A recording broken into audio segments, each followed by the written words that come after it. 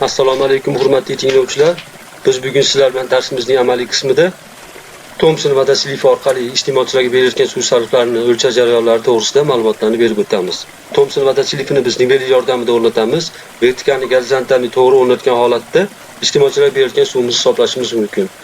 Belgilangan handakka Thomson vadasilifini o'rnatib, vertikalni gorizontalni tekshirib olganimizdan keyin yonlaridan suv o'tib ketmasligi kerak. Faqat yuzadan suv o'tishi kerak. Reka ko'rsatish orqali iste'molchilarga o'tayotgan suv sarflarini hisoblashimiz mumkin.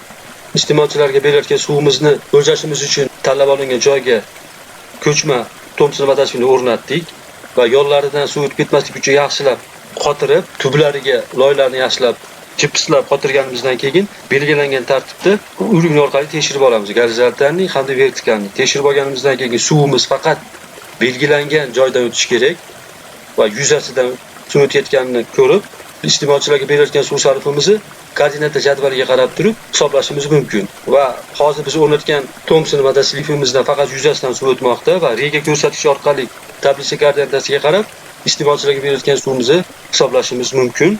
Mana rekamiz 7 suv sathini ko'rsatib turibdi. 7 sm rekada 1.8 litr suv o'tayotganini ko'rishimiz mumkin. 86.400 ni ko'paytirib, necha sutka ichganligiga ko'paytirilgan holatda iste'molchilarga berilayotgan suv sarfimizni o'lchashimiz mumkin. Endi esa iste'molchilarga berilayotgan suv sarfimizni 75 santimetrlik ko'chma Chipaletti vadasilifi o'rnatish jarayonlari to'g'risida ma'lumotlarni berib o'tamiz. Ko'chma vadasilifimizni belgilangan tartibda to'g'ri o'rnatishlarini bajarishimiz uchun bizga albatta niveler kerak bo'ladi. Niveler yordamida belgilangan joyga o'rnatganimizdan keyin faqat belgilangan yuzadan o'tish kerak, yo'llaridan, tubidan suv o'tib ketmasligi kerak. Biz niveler yordamida vertikalni, gorizontalni tekshirib, yo'llarini yaxshilab loy bilan qotirib, tagidan yonidan suv o'tib ketmasligini ta'minlashimiz kerak va belgilangan tartibda Chipaletti vadasilifining yuzasidan o'tgan holatda iste'molchilarga berilayotgan suv sarfini hisoblashimiz mumkin. Mana vertikalni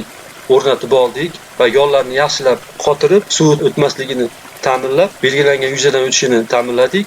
Yana bir vertikalni gorizontalni urin yordamida tekshirib olamiz va to'g'ri o'rnatganligimizni xulosa qilish uchun tekshirib, to'g'ri o'rnatganligimizni xulosa qilib, yo'llaridan, tubidan o'tgan yo'q, suv faqat yuzasidan suv o'tayotganini ko'rishimiz mumkin. Buni ham reka ko'rsatish orqali tablitsa koordinatasiga qarab iste'molchilarga berilayotgan suv sarflarimizni hisoblashimiz mumkin.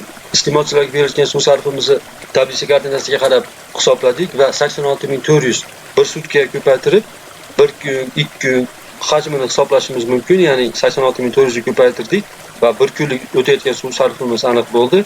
3 kun iste'molchiga yetkazib berilsa 3 kunga ko'paytiramiz. 4 kun iste'mol qilsa 4 kun ko'paytirib iste'molchilarga berilayotgan suv sarflarimizni o'lchashimiz mumkin. Biz darsimizning amaliy qismida ko'chma Thomson vadasilifi hamda ko'chma Chipaletti vadasilifini o'rnatish jarayonlari to'g'risida ma'lumotlarni berib o'tdik. E'tiboringiz uchun rahmat.